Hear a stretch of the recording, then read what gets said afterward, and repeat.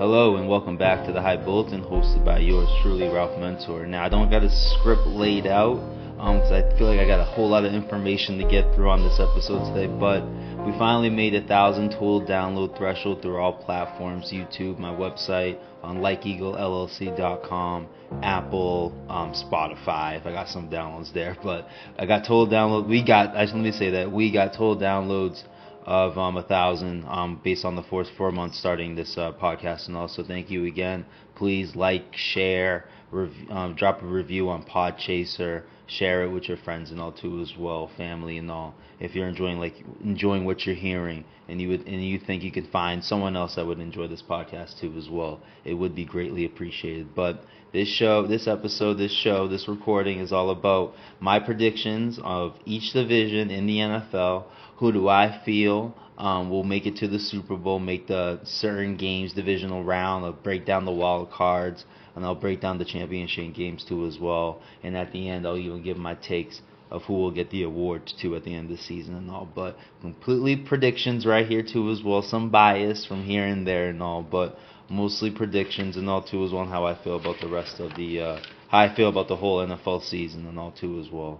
But let's get things started with the AFC West and all. From one to four, let's do it for this division, since we clearly know who's the winner of this division. It's the Kansas City Chiefs and all. With their additions of Xavier Worthy, I'm really gonna like how this offense is gonna look this year. They did lose Janarius Sneed in the offseason and all, but they still got Chris Jones there. They're back-to-back champions. Steve Spagnuolo is still the defensive coordinator there. I can't doubt that defense and all. I can't doubt this team overall. So I have them number one in this division. Number two, I'm going to have the Raiders in this division, honestly, too, as well. Like their additions of adding Brock Bowers into their offense now, too, as well. Gardner Minshew is not too much of an upgrade to Aiden O'Connell and Jimmy Garoppolo throughout their season, but he has shown a propensity of winning football games, honestly, too, as well. Minshew mania is a thing out in the world of the NFL and all, for Gardner Minshew and also. And their defense is coming back after their great end last year. I expect it to continue with a full season of Antonio Pierce there as head coach. I think they have a good season. Not a stellar season where they're automatically in the playoffs, but a good season where they're number two in the division. And number three, very close. They could be number two as well. But I feel like the Denver Broncos are going to be in competition for the number two spot in this division and all. Sean Payne's going to like his quarterback. He hasn't talked anything negative about his quarterback this offseason, and now he's adding a rookie quarterback as the starter this year too as well. With the veterans, if quote unquote, with Zach Wilson and Jarrett Stidham at least and all. But I'm a big fan of Javonte Williams. This is going to be his second year off an ACL injury. I'm going to be a big fan of their offense this year if Javonte can show out and if Bo Nix can show some type of growth throughout the season and all. But since they were a team that had 7 wins last year, with Sean Payton knocking the quarterback throughout it and all, I think with their quarterback situation being more stable, more balanced out at least and all, I feel like they can surprise some teams this year, have themselves an 8-9, 9-8 type of season, honestly, and battle out for the number 2 seed in the wild card spot, one of the wild card spots in the NFL and all. And number 4, I have the Chargers. I just think they're in a rebuilding situation. I get that Jim Harbaugh, I hope I'm getting his name. I'm going to check it out. I'm going to fact check myself right now because it's Tim Brother and all. It does confuse my name. It confuse me. But it is Jim. But Jim Harbaugh's coming in for his first season. I get the success he has from turning programs around, from the 49ers in their Super Bowl run back in 2013, if not 2014, and obviously what he did in Michigan last year, finally being Ohio State University and winning themselves a championship, a natty finally too as well. But this year, I just feel like it's pure rebuilding team for them, honestly. I get the transition that he's done at O-line and beefing up the O-line for Justin Herbert and all, but I don't like the weapons they have. And unfortunately, on the other side of their defense, they never seem to get healthy. And now I believe Joey Bosa, let me fact check myself now again at the computer right now. So let me just check. But I'm pretty sure he's dealing with some type of injury. I guess not. Okay, I'm wrong. All right, he's not dealing with anything. I'm not seeing anything. So hopefully, yeah, see, I'm saying, yeah, there it is, a broken hand. There it is. Yeah, I knew there was something, but I had to look it up. But I know he's dealing with some type of injury and all too as well, so he's going to not start the season. I would think he comes back in the middle of the season and all too as well. But I'm just worried about their defense staying healthy. Derwin James is a favorite player of mine too as well, but another guy who barely stays healthy and all. So that's my worry with the Chargers at least, and that's why I have them 4. So from 1 to 4, once again, Chiefs, Raiders, Broncos, and Chargers as my AFC West prediction and all. Let's go out to the AFC East, because these other two divisions after are pretty damn good and all. The AFC East and the narrative base looks suspect right now, but I think I have some positive things to say about the AFC East and all. But number one, I think it's the Buffalo Bills and all. I get their losses, I get their injuries to Matt Milano. They're one of their best, I think one of their best defensive players at the linebacker position, and all. Stephon Diggs is no longer there too as well. So there are some losses where there are some questions about the team.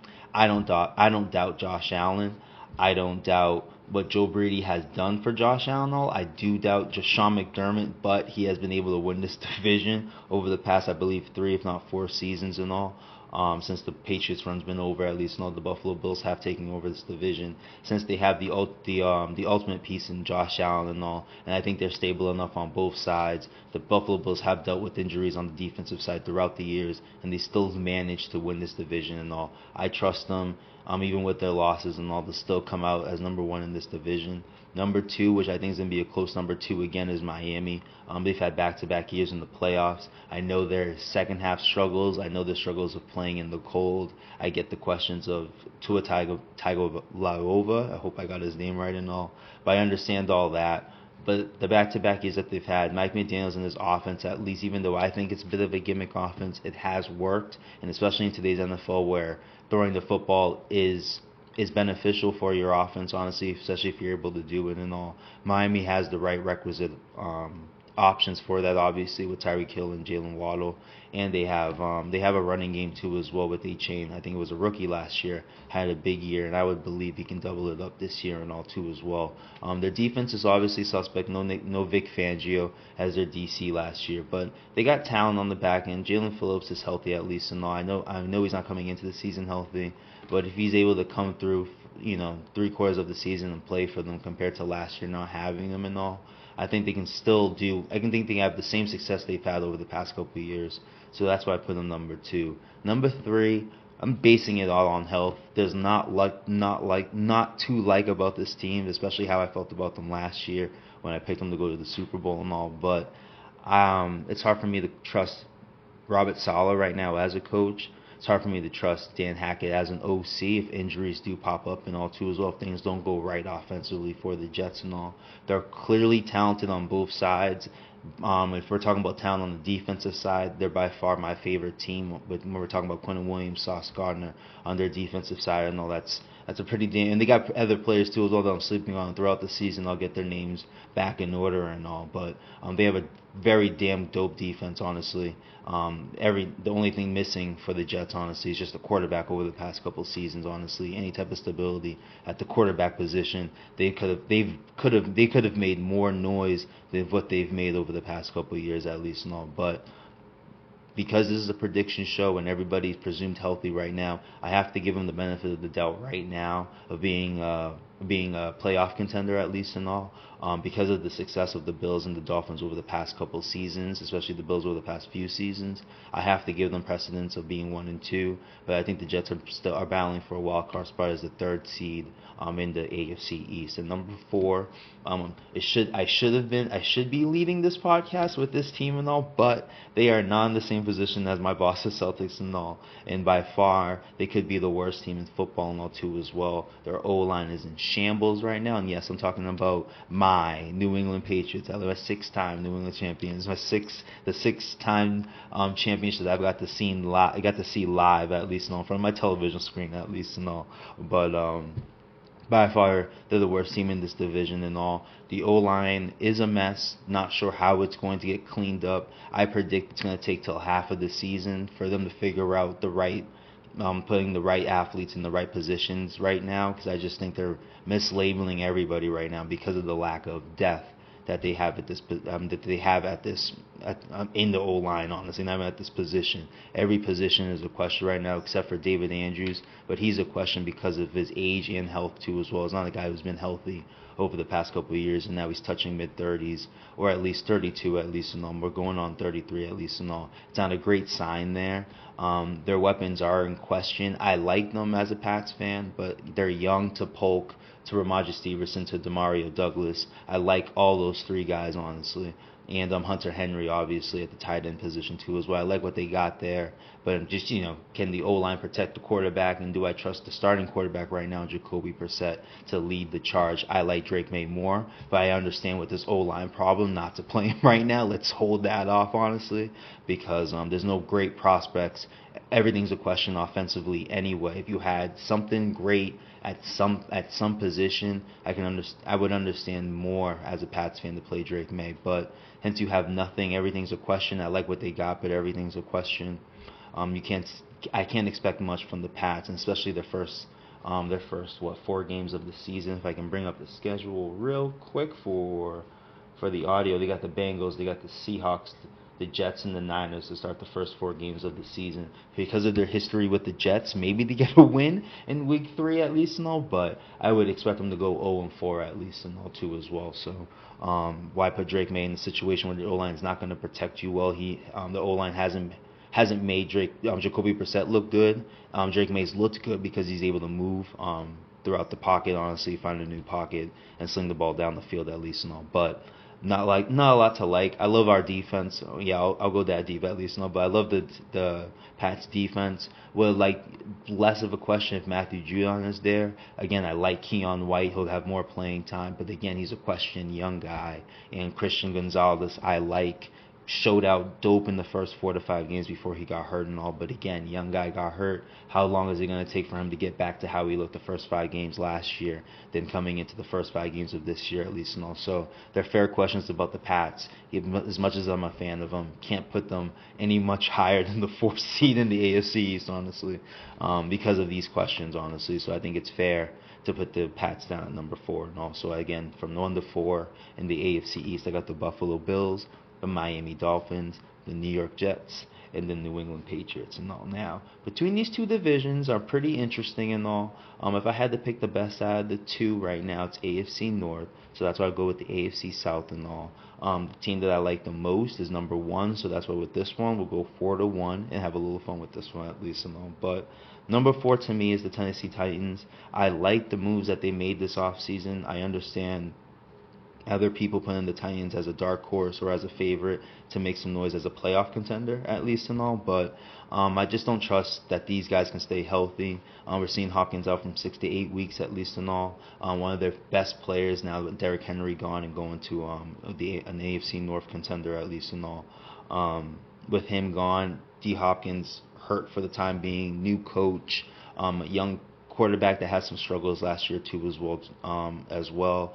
Some type of change in defense. If they can stay healthy with the signings and all, maybe I'll have a bit more trust in their defense. They can make louder noise, but I just don't. I feel like this is going to be more of a transition. Now, I don't think this is a rebuild for Tennessee because I do think they have talent on their team, but I do think it's a bit of a transition with no Mike Vrabel there. You're having, I think it's Bill Callahan as the new coach there. I'll double check. This is all going to be fact checking when it comes to football.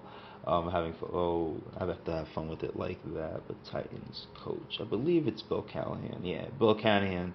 Not old guy, but veteran guy at least, too, as well. Former coach of the Raiders that went to the Super Bowl, I believe, after John Gruden left and went to the Bucs and beat, ironically, those Raiders and Bill Callahan in the Super Bowl, at least, in 2002. Yeah, in the 2002 season.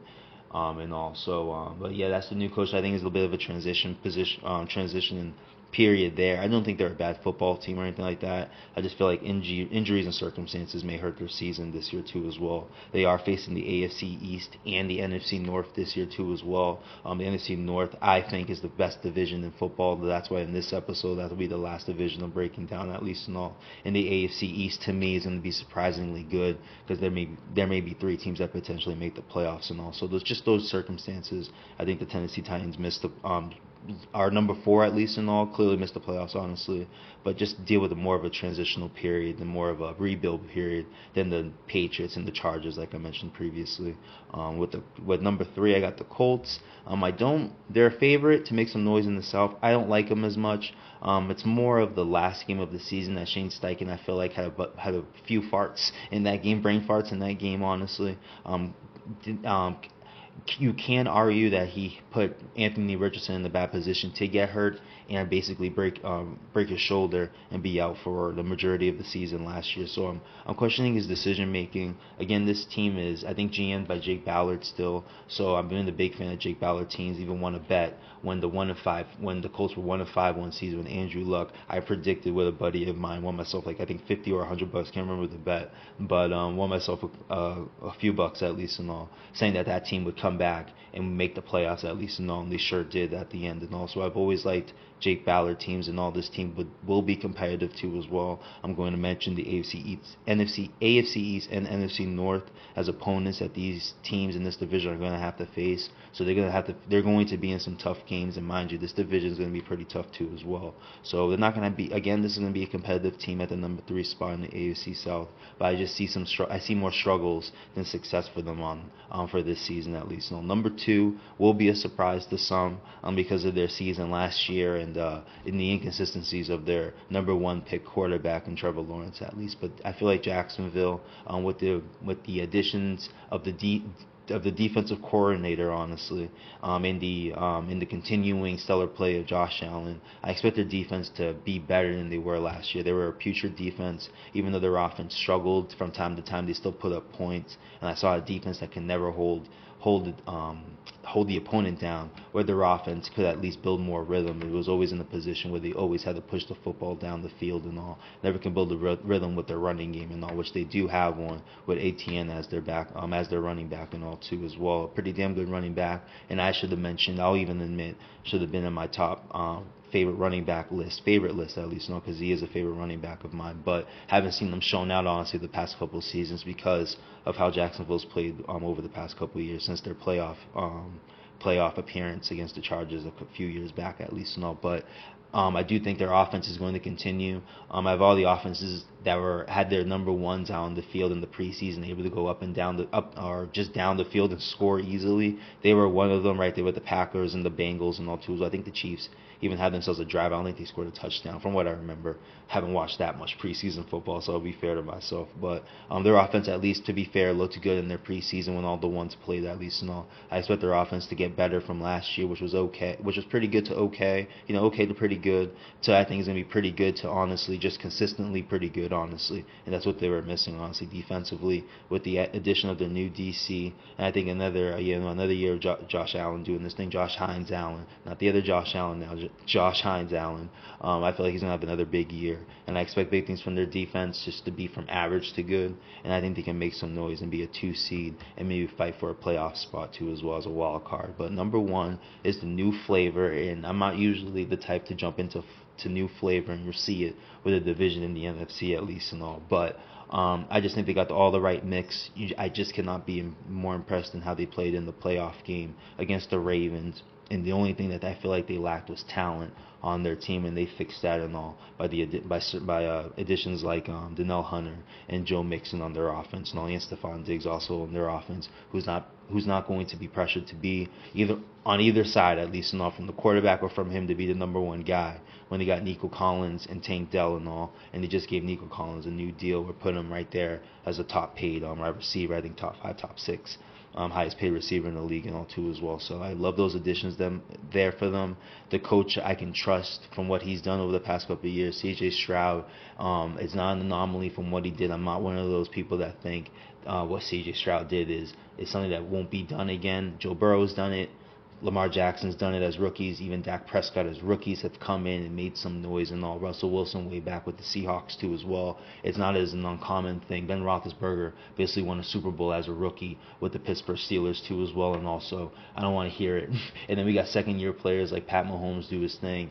And if I can think of Jordan Love, obviously, with his 3 years at least and all. You have to give Brock Purdy some love and Jalen Hurts love for the rookie part at least and all too as well. So there's way too much success with rookies coming in, where I can't believe that CJ Stroud can't continue what he's doing, just double up what he's done and on being more of an elite quarterback and putting himself more into this elite quarterback conversation too as well.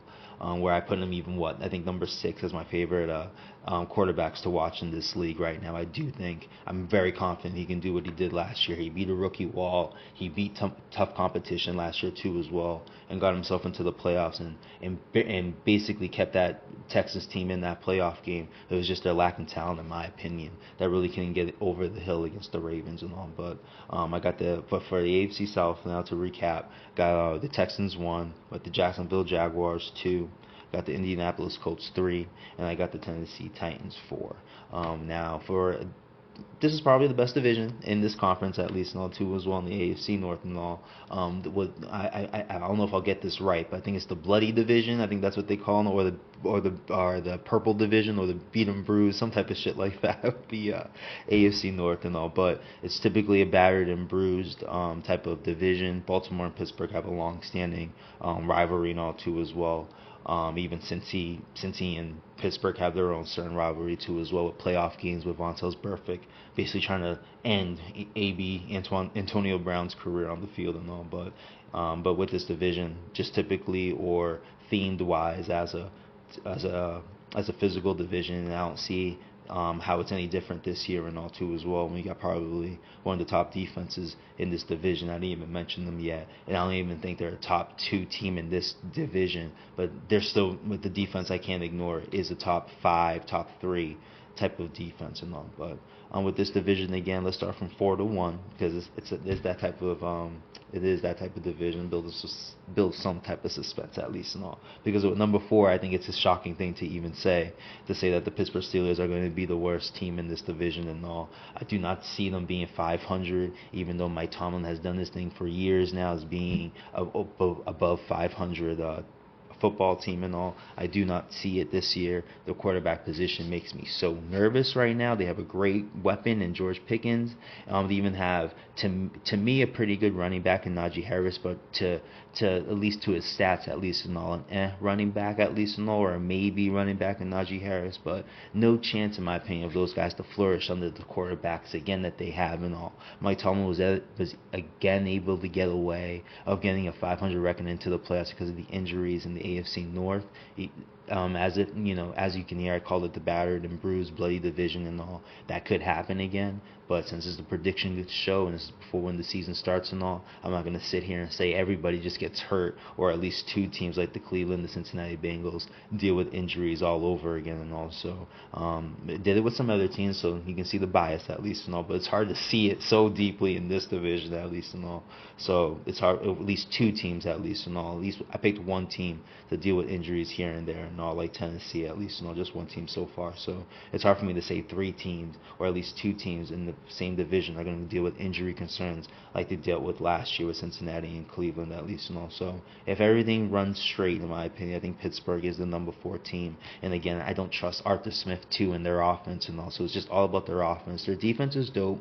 TJ Watt deals with his injuries here and there and still puts up crazy numbers and all. So, if he's playing, the defense is going to be in the game. Michael Fitzpatrick and their back end is dope. Has been dope for them too as well, honestly. So if they can show out offensively, I just don't expect it with what they have there, especially at the quarterback and offensive coordinator coaching position at least and all. I just don't believe in there. I just don't believe in that team moving forward, at least this season and all. Number 3. A little bit of surprise because of their success last year in making the playoffs and all, but I do have the Cleveland Browns with a winning record, number 3 at least and all, battling for a wild card spot and all. But Deshaun Watson is my huge question, honestly. He's just a huge question for me, honestly.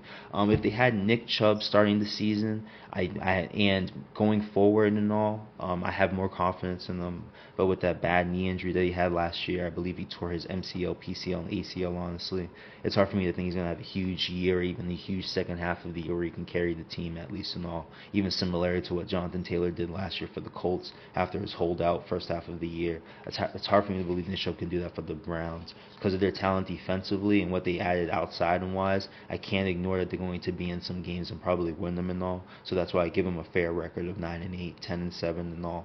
But I feel like Deshaun Watson in certain ways is going to hold this team back If injury comes up and Jameis Winston's playing for them, I give them more of a chance to make more noise throughout the season, because of just the morale aspect. Honestly, Joe Flacco did it for them after losing Chubb, and he continued to keep things going after DTR. And I believe they had another quarterback get hurt and all too as well, who was able to come in there and do his thing and all. So if Jameis Winston is the quarterback of this team moving forward in the second half of the season, my confidence may raise, or might raise, or probably will raise for them, and they may make some more noise than I expect going into the season. But with Deshaun Watson at the helm of their quarterback position, Ken Dorsey as their OC too as well, I'm not liking that mix to start off the season, at least in all. I think it's more of a show and prove there. If he's able to prove, I definitely think Cleveland can make more noise than what I'm expecting going into the season.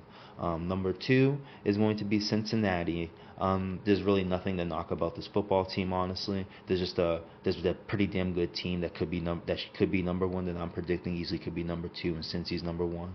But I just think they're number two. Maybe the Jamar Chase thing is my only thing that's holding me up of really having confidence with them. Everything else, I can't really knock. And Joe Burrow stay healthy is probably something else I can throw at least and all. But pretty damn good team last year without Joe Burrow. When Joe Burrow played, besides the Titans game, had a pretty damn show out with a calf injury and all, which probably led to his I forgot what the injury that he dealt with last year and all. But there was an injury that kept him out for the rest of the season and all. So him coming in healthy, there's nothing to hear about, at least and all, through the grapevine or through Twitter or through just through the internet, at least and all. So apparently he's healthy, at least and all. But I just think Baltimore is the number one seed on this team, in this conference, I'm sorry, for this division, at least and all. Again, another team you really can't come at until the playoffs come around, at least and all. But you added Derrick Henry, you lost Patrick Queen, but you still got Kyle Hamilton, you still got Roquan Smith. It's a team that's known to be defensively good too as well. I can't really doubt them at this point too as well, honestly. Lamar Jackson's coming off an MVP season. You're adding Derrick Henry to the backfield.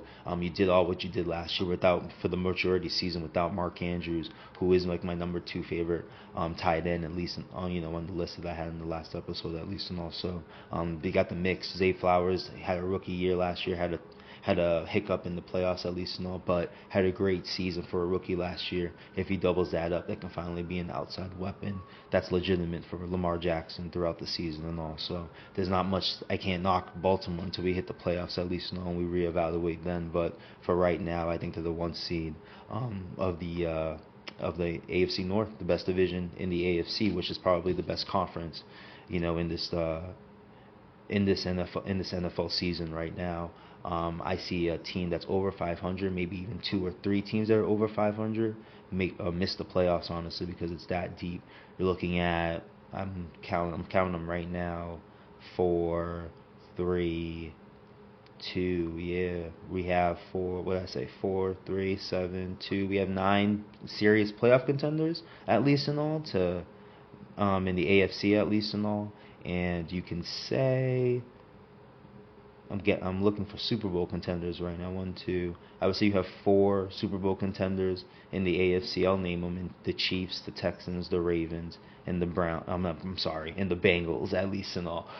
The next tier, at least and all, you could put the Browns, the Bills, the Dolphins, the Jets. Well, not the Dolphins. In the next tier, I would say the Browns, the Bills, and the Jets. At least in the next tier, that can maybe get into that Super Bowl contentions, at least and all. Miami, to me, is just a big if. I think they can be a guaranteed playoff contender, but because of this cold weather aspect to their faults throughout the season is the reason why I can't put them as a true Super Bowl contender throughout the season. They can be a true playoff contender throughout the season, but not a true Super Bowl contender. But the Chiefs, the Texans, the Ravens, and the Bengals are guaranteed Super Bowl contenders out of the AFC. The if teams, the way JB called me and broke it down, I'll break it down like that too. I appreciate that, at least out of him, giving me something for football analysis throughout the season and all. But for your if teams, at least all teams that, if things go right, can be into some Super Bowl contending conversations, I would put the Bills there, and I would put the Browns there, honestly, too, as well. And then the other teams that are playoff contenders, at least in all, I'll put Jacksonville there. The AFC West, they're all the same. I mean, I'll give you the Raiders and the Broncos, but just as wild card teams. Like that's how deep I'll go. That's the only division I'll ignore outside the Chiefs at least. No, but everyone at the AFC East, you got 3 teams. With the AFC South, you got 2 teams, and if things go right with the Colts, I'll give you 3 teams there too as well. And with the AFC North, if things go right for the Browns, you got 3 teams there that can make some noise and make the playoffs at least. So that's how deep the AFC as a conference is and all too as well. So that's how I feel about the AFC. To reiterate, the AFC North at least and all. I know I rambled and all and gave you a broader aspect of the AFC. I got the Ravens 1, the Bengals 2, the Browns 3, and the Pittsburgh Steelers 4. I'll give you my playoff predictions of the AFC and the seeding and all that in a moment. But let's break down since 30 minutes in. That's pretty dope. I'll give you my NFC picks and all too as well. This may flow a little bit quicker because the less believable teams at least and all are in this conference at least and all. I've been knocking the NFC conference for a few years now too as well, and it continues. There's nothing great over here but 2 or 3 teams in my opinion, honestly, because it's always an ever-changing conference. A team that's great one year is not great the next year at least and all. And I'll give you circumstances with certain teams at least and all. But still, it's always a changing conference. As much as the Chiefs have gone to the Super Bowl and done their thing over the past, say 4 or 5 seasons and all, you see more strength coming out of the AFC at least and all. When I look at it than the NFC at least and all. But here we are. We'll deal with it and all, and I'll just have some fun with it. And all. But for the NFC South and all, since I'm living in Atlanta too as well, and I'm very excited about what the local team has right here. I'll start this with this division. 2 teams I could care 2 issues about, honestly, if I'm being so supremely honest when it comes to the New Orleans Saints and the Carolina Panthers. I pray Bryce Young has some type of improvement compared to last year. I hope the team just has some type of improvement. I'll give you the 3rd seed for Carolina. If they get that, I'll predict 4. But there's really not much to say about them, honestly. I got nothing for them in the Saints, honestly, too, as well. These are 2 teams. If there's 2 teams I don't enjoy watching football, these are the 2 teams, honestly. So these are dreadful teams that I watched last year. I think it continues with Dennis Allen there too as well. David Tepper is the owner of the Dennis Allen as the coach of the Saints is why that's tainted for me. David Tepper is the owner as the Panthers is why those 2 teams are just tainted for me. I'm not interested. If I'm being so truly honest, I got no analysis for those 2 teams, honestly, too as well.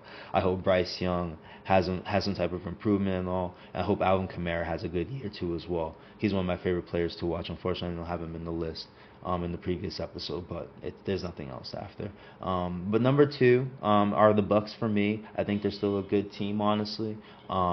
They had the losses of Devin White, I believe, went to Philadelphia and all. But they've kept the same team. Carlton Davis went to the Lions, at least, also the defense lost some pieces. You still have Antoine Winfield in the back end. I'm not sure what they have at D lineman, but I'm pretty sure it's a bit of the same team or same philosophy with Todd Bowles there that they had before, at least with the size that they generally have there and all. So I still like, and they made the playoffs last year and all too as well, with Baker Mayfield at the helm.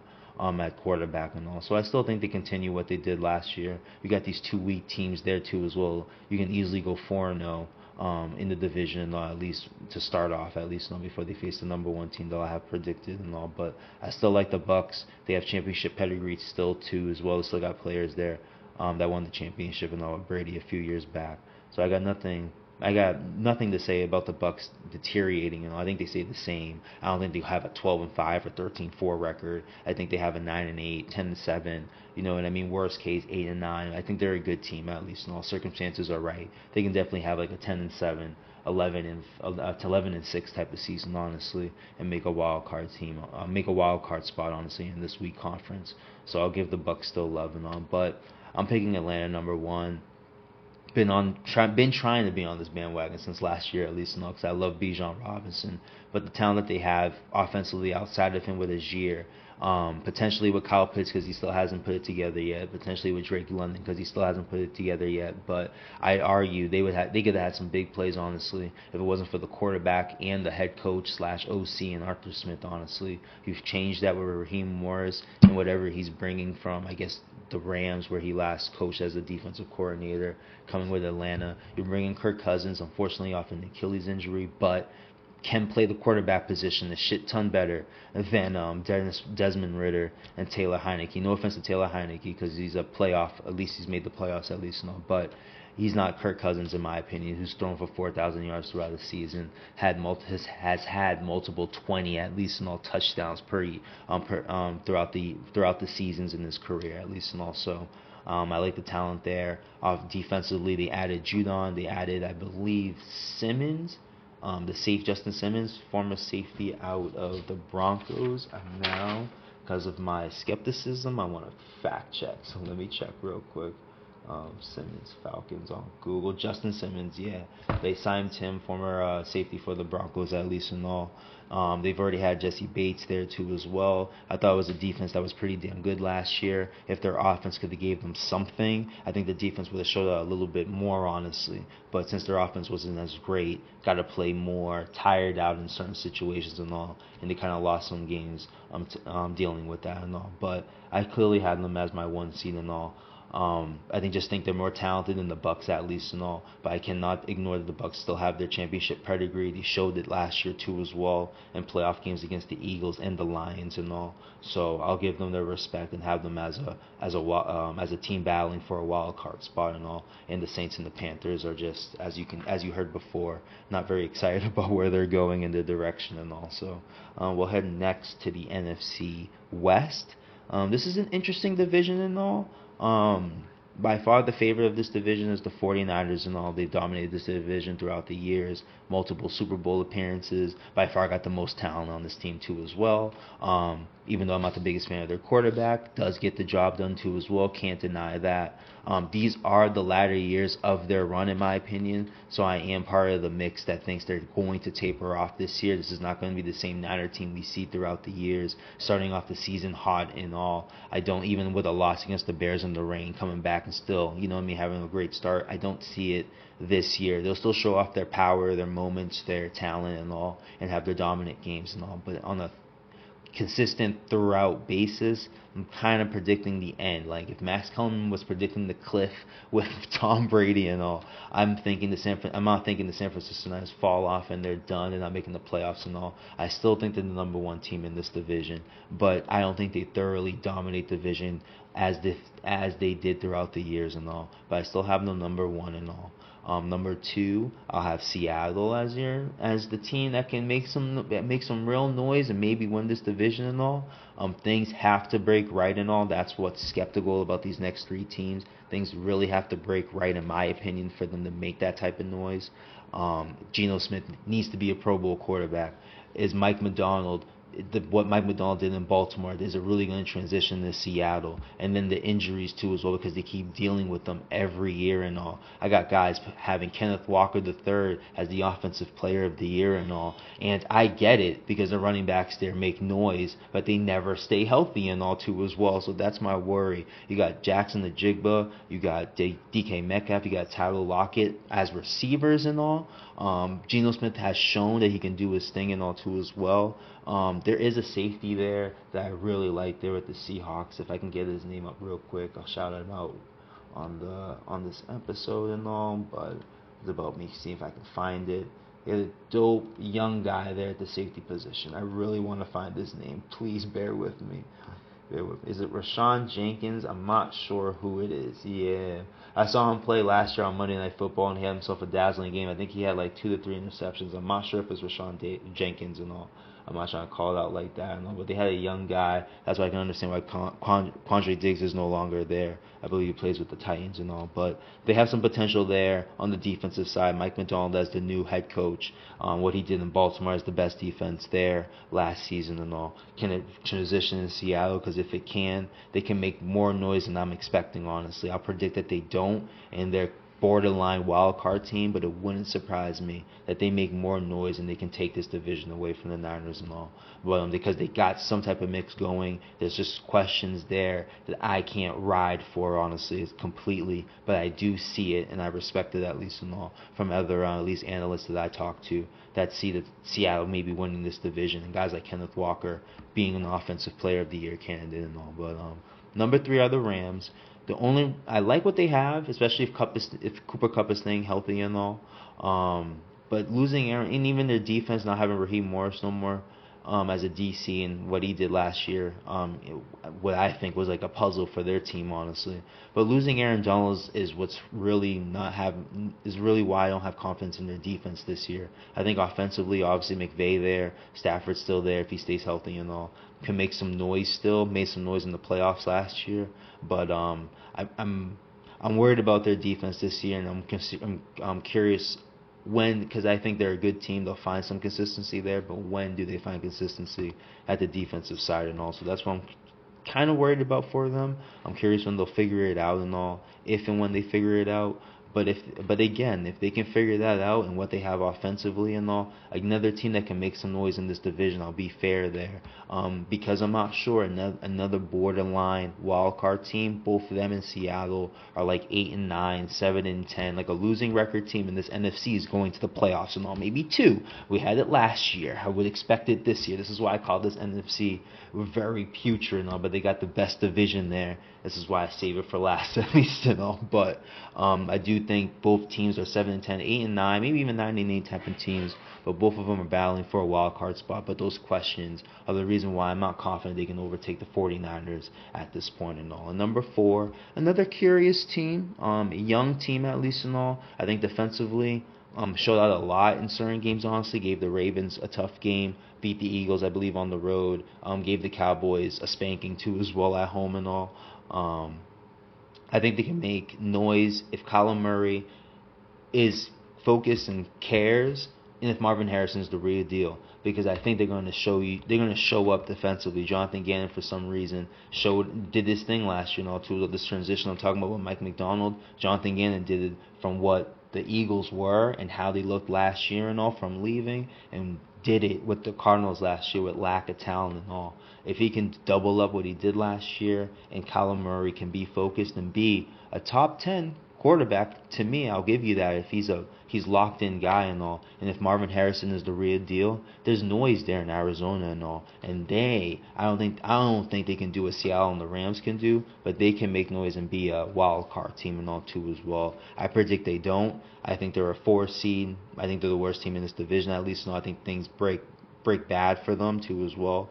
This division is facing the NFC North and the AFC East, who I predict are going to be tough divisions this year and all. So that's why I think they miss out. But I think there's some noise there that you can like moving forward. If Kyler Murray's locked in and Marvin Harrison is the real deal from what is being predicted about him. But from 1 to 4, at least to reiterate for the NFC West, I got the Niners, got the Seahawks 2, got the Rams 3, and I got the Cardinals 4 and all.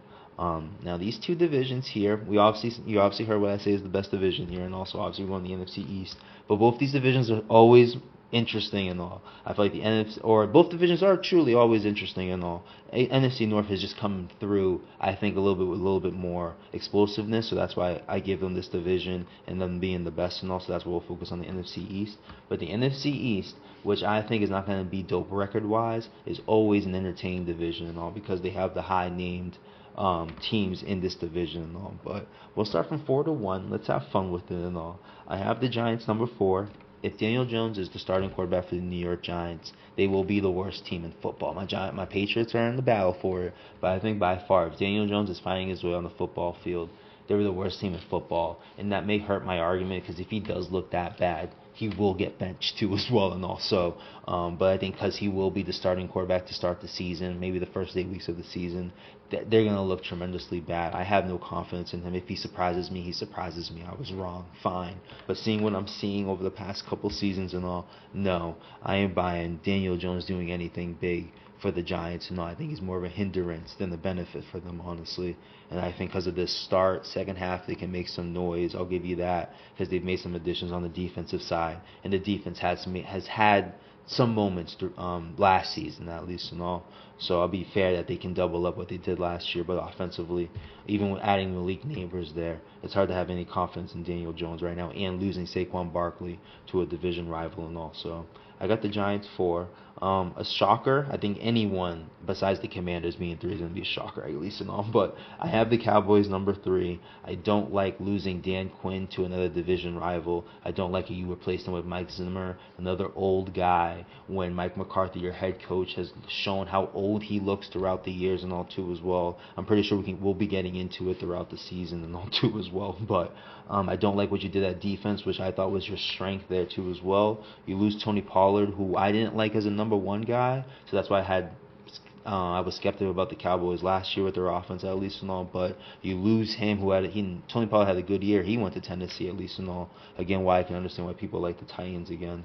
But you lose him and you pick up Zeke, who barely played, and if he played, didn't play all that great with the Patriots last year, and Dalvin Cook, who couldn't crack 2 rosters last year and all too as well, with the Jets and the Ravens and all too.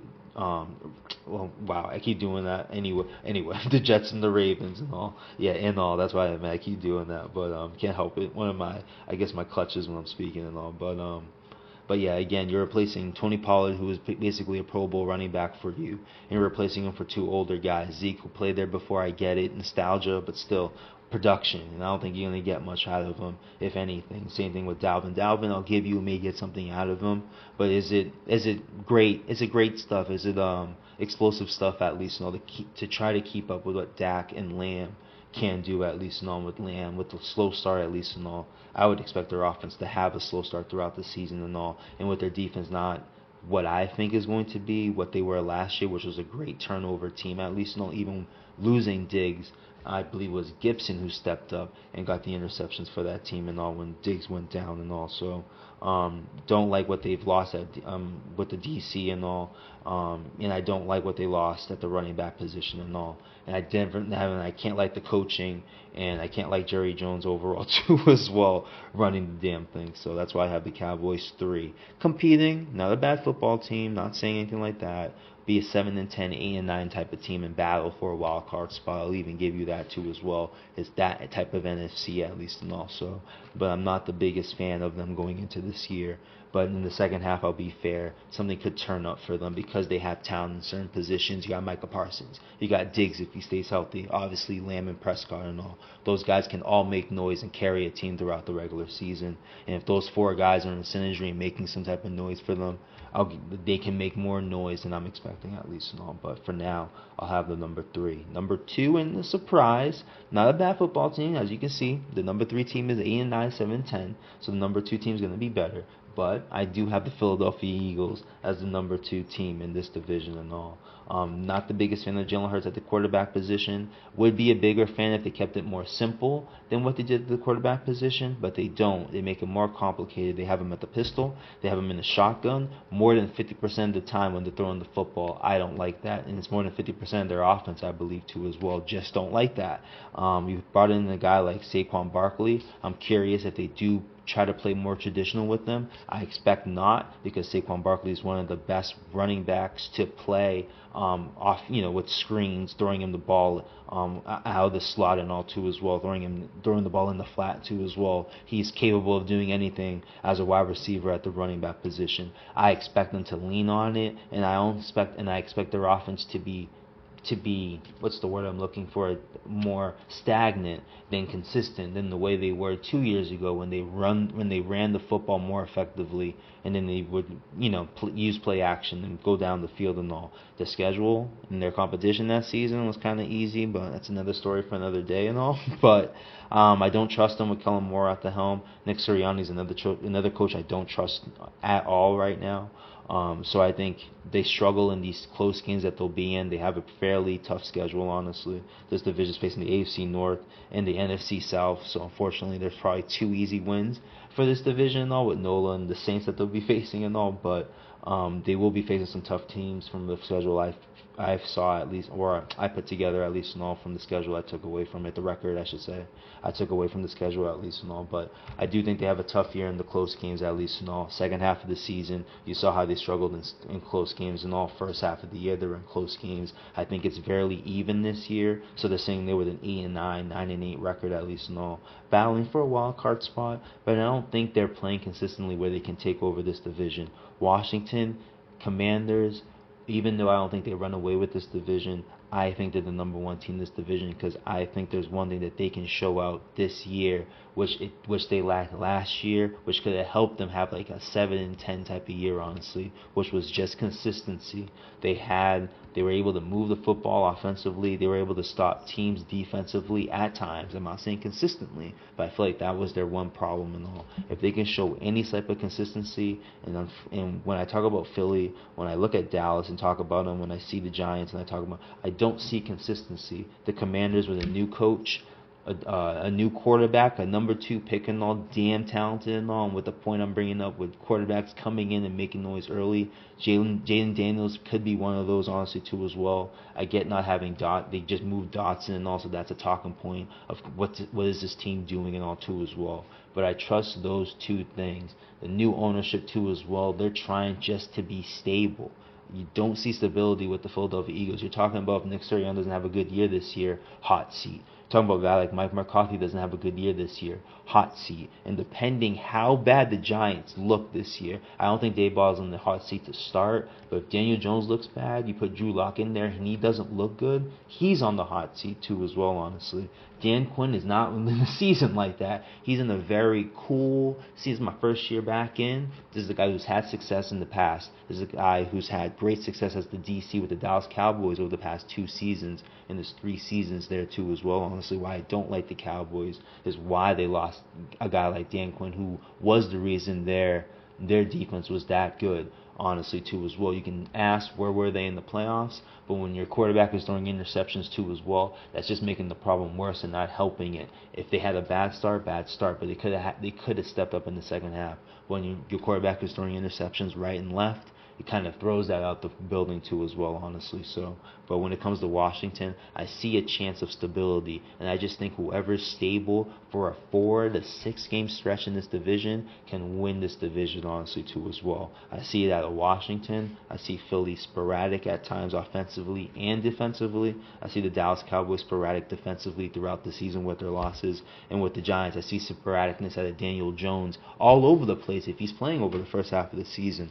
Washington, by bringing in a rookie slow with a new coach with no pressure and all too as well in this first season at least and all, I just see a potential part of stability. Terry McLaurin apparently, even I missed him in my list, can be a top 10 type of receiver too as well. If you have a rookie that can make some noise, who hasn't seen a rookie make noise before, we've seen it before since the way they're set up in this division.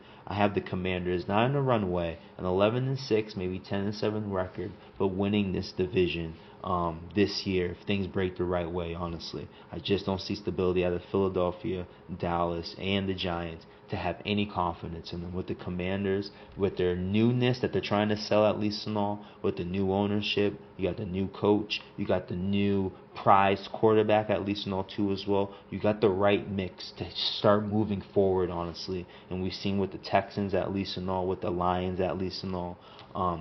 If you're making the right decisions and you got the right players in the right position, you can sneak up and make some noise and all. I think Commanders are that new breed, that new team, that surprise team this year that makes that noise, honestly. If the Lions were a crazy pick of me last year to make a run and maybe go to the Super Bowl, and they almost did, I think the Commanders are that new team to not make a run to the Super Bowl. I won't go that deep about them at least, but to make them noise and to come out of nowhere and win a division where there has been no back-to-back winners in I don't know how long. I think since the Eagles. I think when the Eagles were having the run with Andy Reid. I think that's the last time this division has had a winner go back-to-back. If I can look it up just to make sure, because I want to test my knowledge now too. Back-to-back winner, yeah. Let me look real quick. Back-to-back winner. NFC, the last one are the is it the no team since 2004, and that was that was the Eagles team that went to the Super Bowl at least and all. So, but let me just get it. Yep, the Eagles. When the Eagles went four straight, then they won the division four straight from '01 to '04 with Andy Reid and all. There has not been back to back. Last year were the Cowboys. I get that's why the Eagles are the favorite pick, especially with the talent that they have and all. I won't ignore that, but still, I still think this division is one, but it will not be the same. Will continue not to have back to back. So the Dallas Cowboys ain't it. But with the favorite pick being the Eagles, I think the Commanders, with their potential stability, can take over with a 10-7, 11-6. You know what I mean? Type of record. Honestly, they don't run away with this division and all, but they can sneak up and win this division. Over the favorite Eagles, with another favorite in the Cowboys and the Giants, at least, and all, by far being the number 4 team, as Daniel Jones as their quarterback and all. But let's get to my favorite division by far. I think this is by far the best division in football. Each team in this division has an explosive offense, and each their team in this division has a player on defense that can potentially take over. That's why I'll start from 4 to 1. From number 4, that's why for number 4 I have to have the Minnesota Vikings 4, because of even though I said that each defensive player can take over, it's still a big if with Dallas Turner at least and all. I think he was the first defensive player taken in this draft. Pass rusher, obviously has a great potential of just making noise by getting sacks at least and all from that position and all, if not an outside linebacker and all too as well. But with their offense of Justin Jefferson, Jordan Addison, a great rookie year last year, Kevin O'Connell at the helm, who's given Nick Mullins a 400-yard game, passing yard game. Now they'll have Sam Darnold there, who should look okay. I'm not going to say Sam Darnold's going to have a stellar year at least, but where Geno Smith and Baker Mayfield have and what they've done over the past couple seasons, I think Sam Darnold can put himself in that mix at least too as well. A borderline Pro Bowl quarterback, even Ryan Tannehill and what he did for his couple seasons in the Titans at least. With the talent here in the Vikings, I think with him at the helm, they can make enough noise. Not enough noise to be maybe enough. Yeah, actually, this is why this is my best division. Enough noise to make a wild card spot. I don't think so at least, but I do think the number 4 team in this division has a chance to make the playoffs in a weak NFC where a losing record can make the playoffs at least. So that's the only reason why.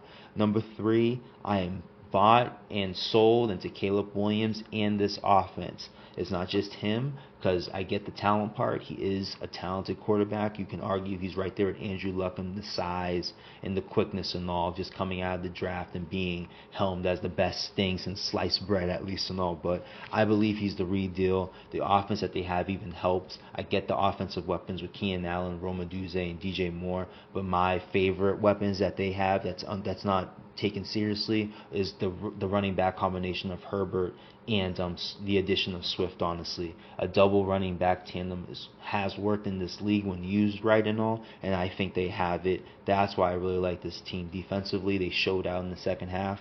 They apparently have a head coach that's a defensive guy and all, Matt Eberflus.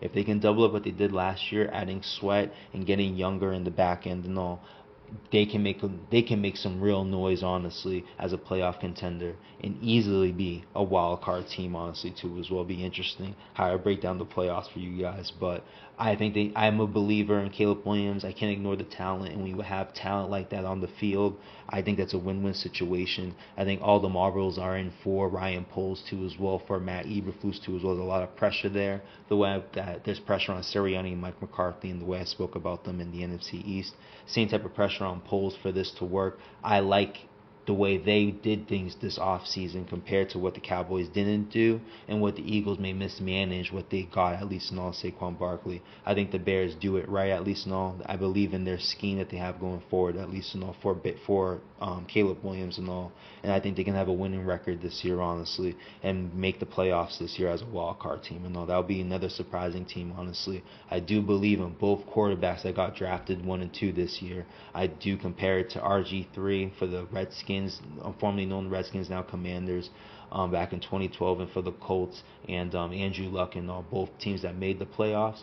Andrew Luck in both teams that made the playoffs as a rookie now. Back in 2012, everyone says that C.J. Stroud is an anomaly. Two rookie quarterbacks came in for two bad franchises and made the playoffs and all. Andrew Luck won a game similarly to how Trevor Lawrence won a game against Justin Herbert and down 27-3 or something like that, and come back and beat the Chiefs and all. The Chiefs that turn into what we see today and all. And what's it called there, from Alex Smith to Pat Mahomes at least and all. But still a damn good Chiefs team back then, and they were able to come back and win. And if it weren't for a knee injury against the Seahawks, I believe it was the Seahawks, and two rookie quarterbacks that faced each other, and Russell Wilson and RG3.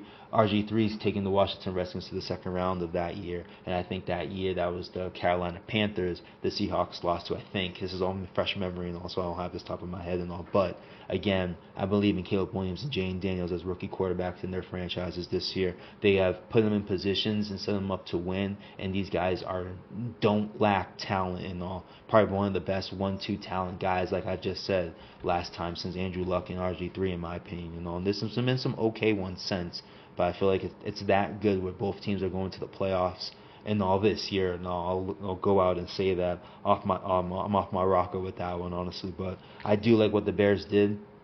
I thought Ryan Poles should have kept Justin Fields and traded the pick for assets. He didn't. Brought a good team here. I can't complain about it.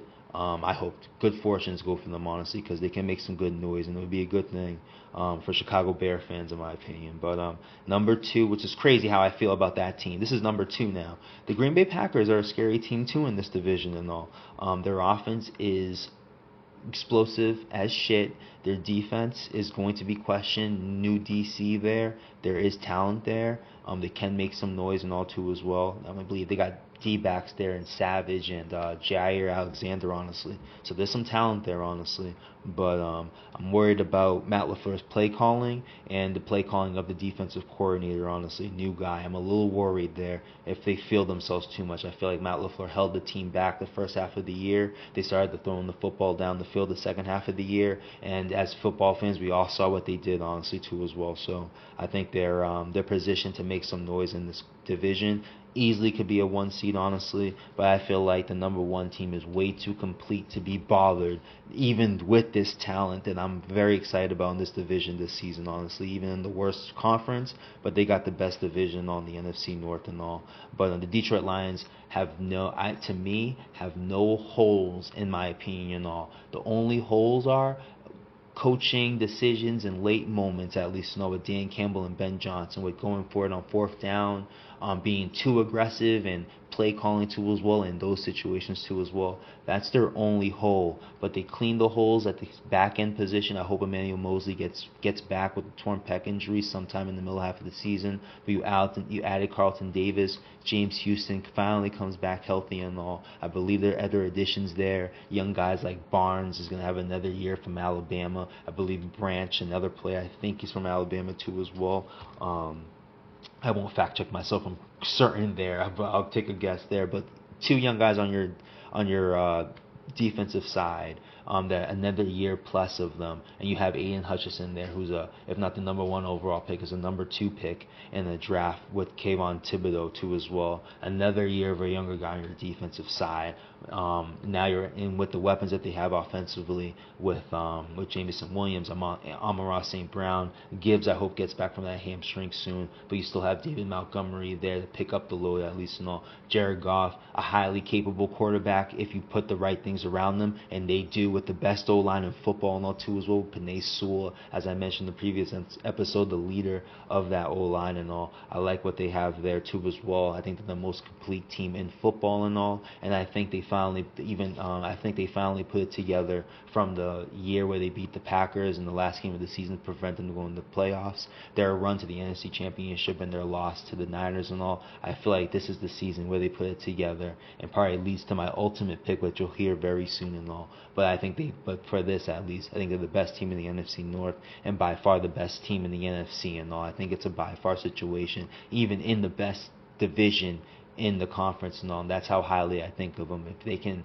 show some dominance through this division and all, where the Bears have given them ish, the Packers beat them in Thanksgiving last year, and the Vikings gave them a game in the in the back end of last year and all. If they're able to dominate through that, double up what they did last year and all, and be a top team in the NFC and all, I feel like that's just positioning them for the ultimate pick I'm going to have for them and all. But to reiterate, the NFC North just once again and all, just in case I didn't do it, I'm mad excited and all for the Detroit Lions and all. They're by far my bandwagon team in the NFL since the Pats aren't the same right now. I think a team that mirrors what the Pats did throughout their run and all, it's the Detroit Lions, honestly. I get the Chiefs. I think they're different than what the Pats did. I feel like the Chiefs are more, from stories at least, because I'm not, I'm only I'm going to be 35 this year. I didn't get to see 80s football, at least 80s NFL football. But they mirror what Joe Montana did with the 49ers, honestly. With the Ronnie Lotts, and I think there's another defensive player I'm sleeping on. But they have some clutch defensive players and Chris Jones and all, and they got the ultimate offense, except for last year at least and all. But they always have the ultimate offense. Over the past 2 years, I should argue, honestly, they've won the championships without Hill at least, no. But still though. They do what they do offensively, at least. It's all about Mahomes, at least. What the Pats did was more of a team thing. Brady started getting his credit towards the end and all, but it was still a team-oriented thing with Bill Belichick at the helm. I like what the Lions have in today's modern NFL. I think they mirror what the Pats have done, did over the past 20 years and all. And it's the reason why I'm such a I'm a big fan of what they do, honestly, even defensively and all. It's a conversation that I have to have with Andrew Jones, and I'll throw him out right now, because there's a conversation he likes to have with Aiden Hutchinson on why he doesn't have the high sack numbers, and he thought I was bringing Richard Seymour up and making the comparison between the two and all, but I'm making the comparison of how the Detroit Lions defensive line does not play up the field. They don't play away where they're pass rushing, similarly to how the Pats played with guys like Richard Seymour and Ty Warren. Guys never had high sack numbers, but if you let them rip it like a Mathis and a Freeney back in the day, they would have at least over 10 sacks per season and all. But with the Detroit Lions and what they play in their current defense,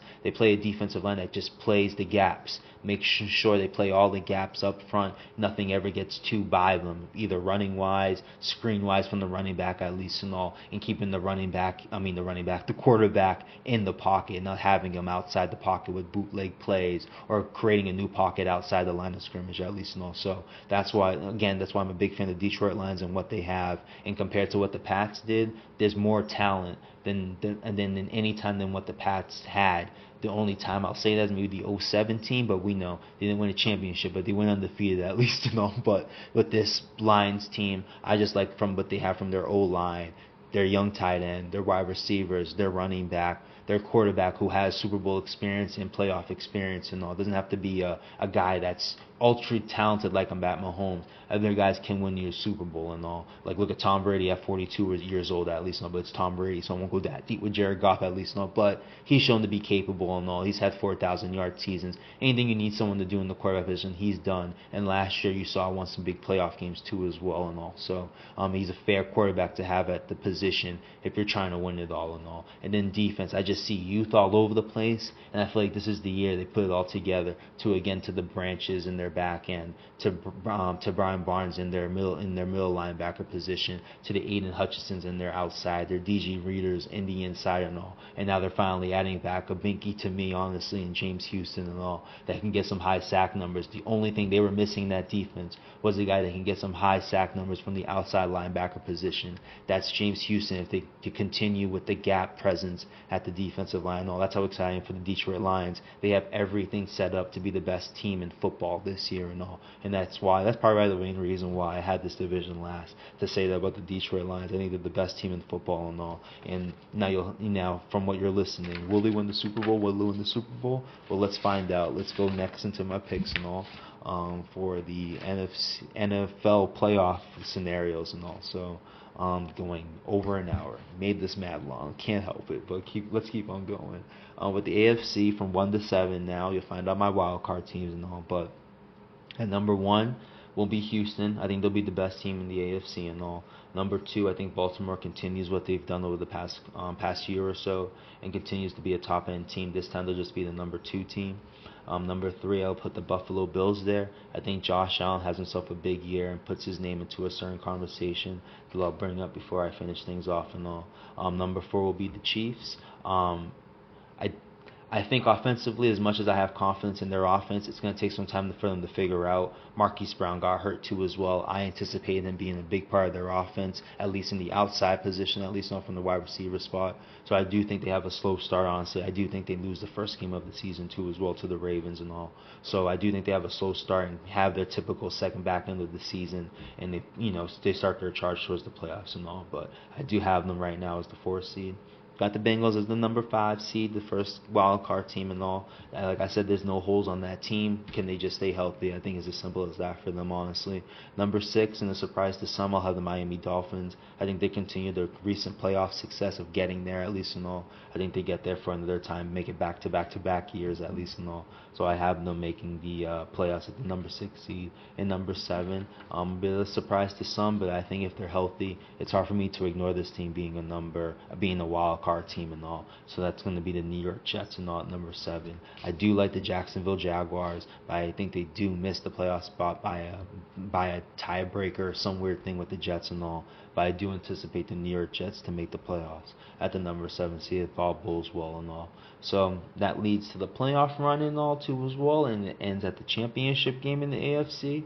I'm going to pick the Houston Texans versus the Kansas City Chiefs. The Kansas City Chiefs have to beat out the Cincinnati Bengals, which can go any other way. The Buffalo Bills, with the games, even though the results have been the same, the games have been dope against the Bills and all, so that can go either way and all. But I'll give Casey the benefit of the doubt through those games to make it.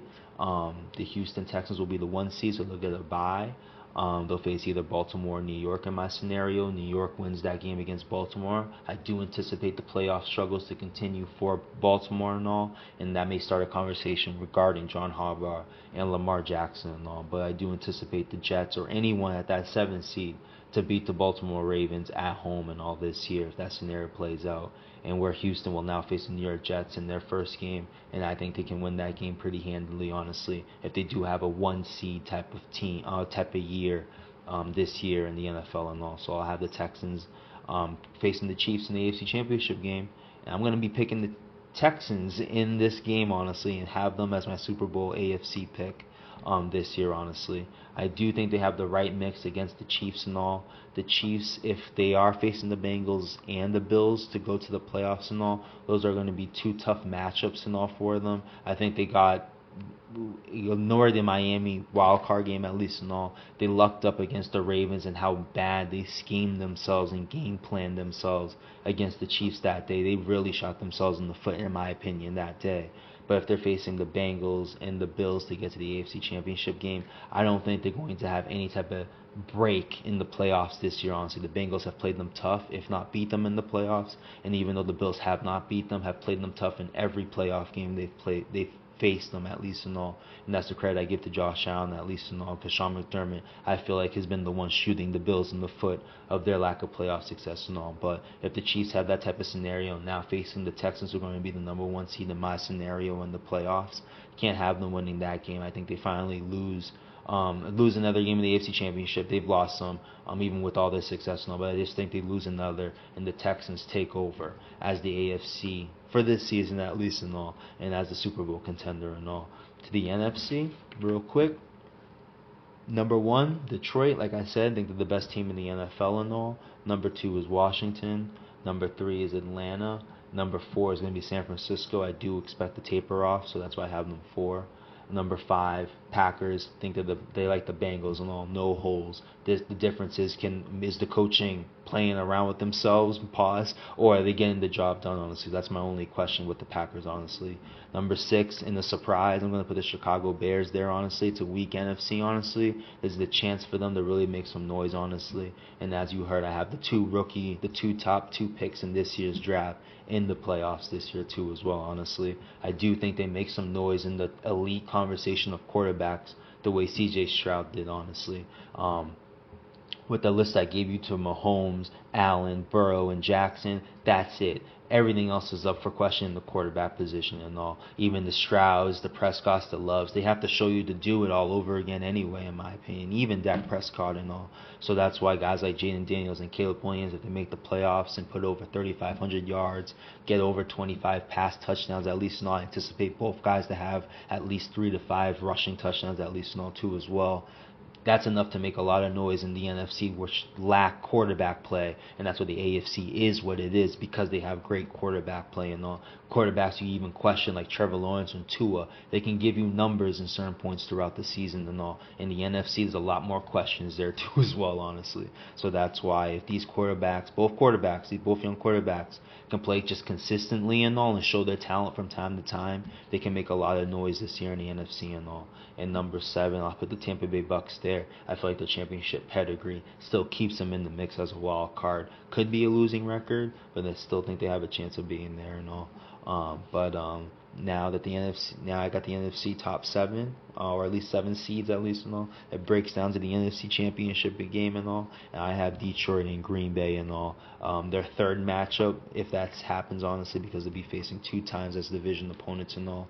But I do think these are the 2 best teams in the NFC, honestly. They just play in the same division and all. Their 2 games throughout the year are going to be dope. I do anticipate a split and all, and they'll be fighting for the ultimate title of who's the better team, at least on the NFC and all, with my scenario of them making the NFC Championship game.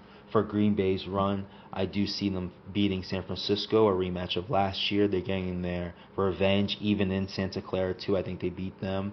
And then in the second round, they faced the new hot team in Chicago, another division game, honestly.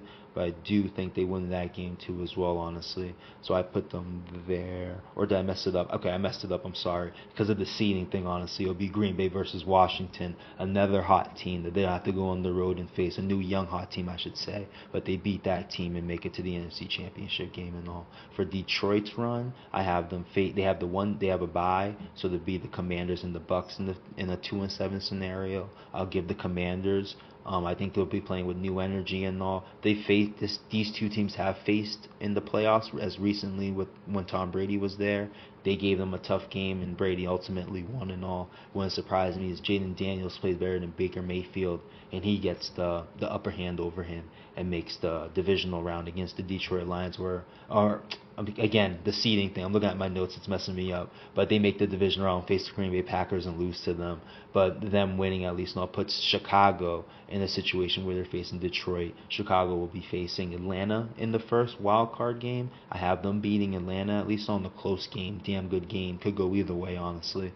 But I have Chicago winning, facing Detroit, another divisional game. It's crazy how I'm breaking all these divisional games together and all. But I have Chicago facing in a division game against Detroit again, winning that game, Detroit winning that game, probably going 3-0 against them. Even though Chicago's had some success against them throughout the couple years, I do think Detroit sweeps them throughout the year in all tough games and makes the NFC Championship a game and all. And since I've been saying about Detroit being the top, being the best team in the NFL, I'm going to have them being the Packers. As much as I'm a fan of Jordan Love and all, I do think he takes an L and all. Still has to steady climb to that ultimate goal of his of MVP and championship, which I think he's bred and set up to get, honestly, as a Packer and all.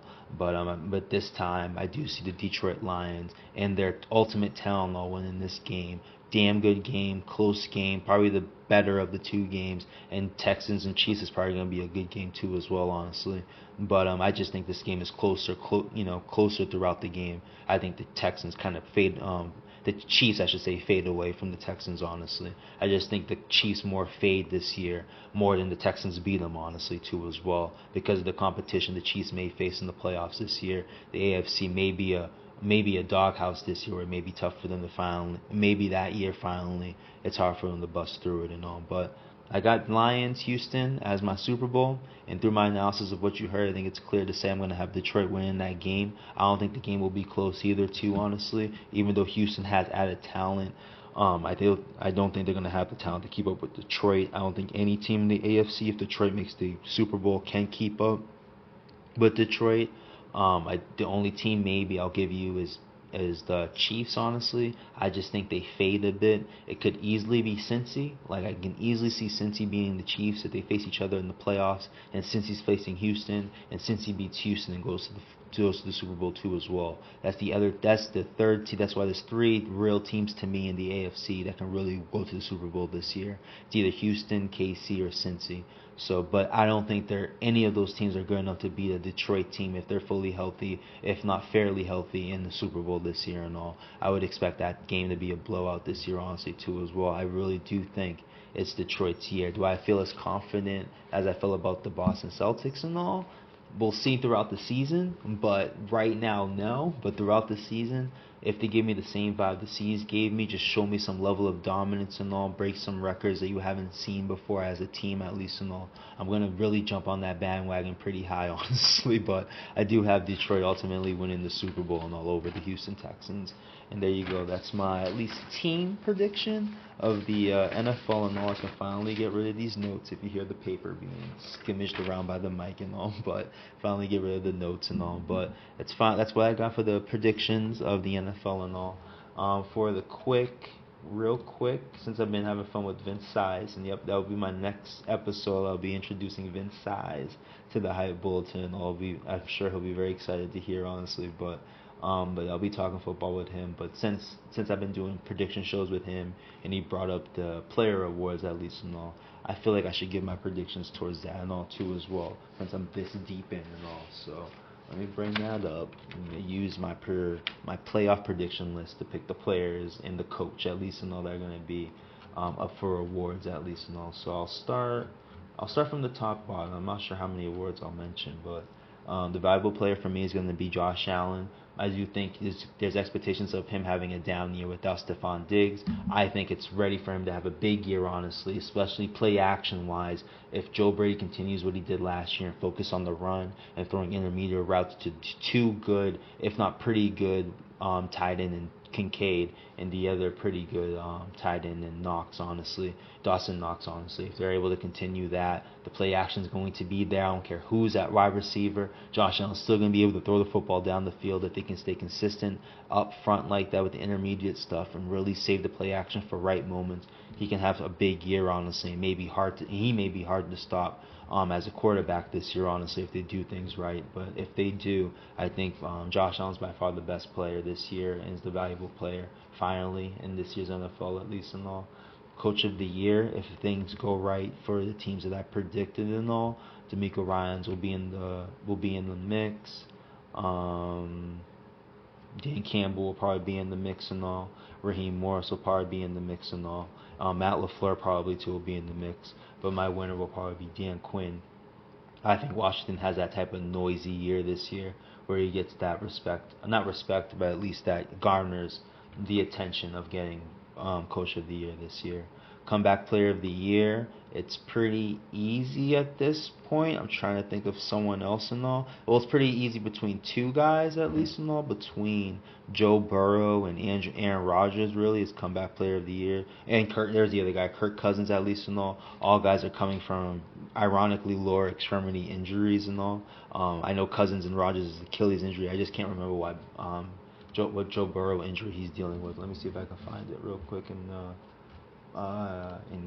Google searching. Let me see if I can find it real quick. Let me see. I don't know. I'm not coming up off a headline. I really don't want to click and do all this because I'm looking.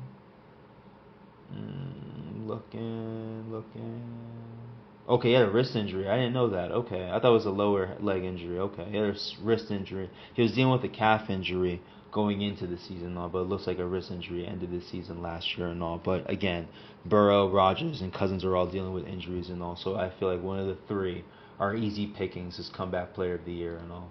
So I feel like whoever has the bigger year, honestly, but they're basically going to be all in the conversation, in my opinion, of winning Comeback Player of the Year and all.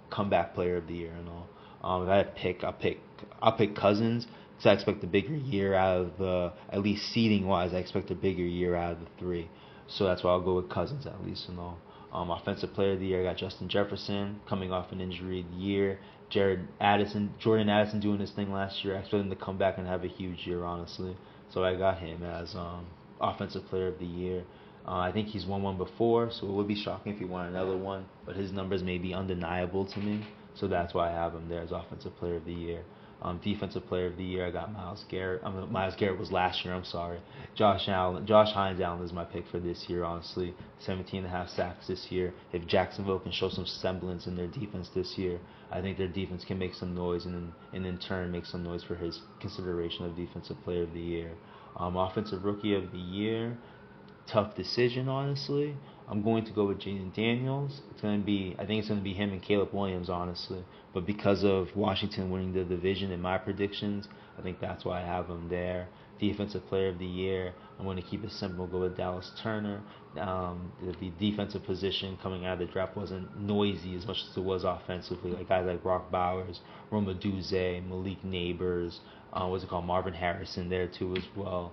It wasn't, it's a different type of noise offensively and all. He even got a guy who broke the 40-yard dash record at the combine and all, and Xavier Worthy go 30, if not 29, to the Chiefs and all, at the end of the draft and all. So it was great offensive. It was great offensive talent and all in the draft. Even the Patriots stole a guy like Jalen Polk, I think, in the second, if not third round and all. And he looks potentially dope, like I mentioned earlier in the podcast and all. So, but that's how I'll end it there, with the rookie defensive player of the year being Dallas Turner and all. Those are my picks of this year's 2004 NFL season.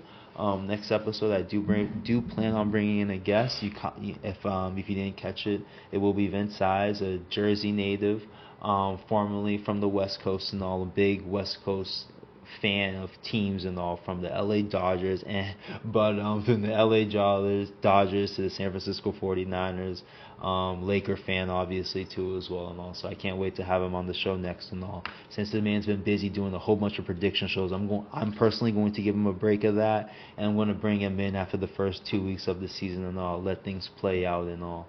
And I'll bring him in to recap some of his predictions and how he felt through the season, and how does he feel after 2 weeks, and I'll do some type of overreaction show with him and all. But I'll give him a break from all the prediction shows he's doing. It's just recently his birthday and all, so I'll personally give him a break. But for the next episodes for me, we'll definitely be bringing him into this episode and all too as well. Into this podcast, and excited to have his football knowledge here on this podcast, and I can broadcast it over to you guys too as well. So once again, we'll end it here and all. An hour and 25 of NFL predictions and all. I just can't help myself. It seems like these days we're going long and no longer than I expected and all, but I'm having fun with it. It's been enjoyable. Again, I want to give a shout out to the audience of you guys participating, as the total downloads have reached for us over 1,000 and all.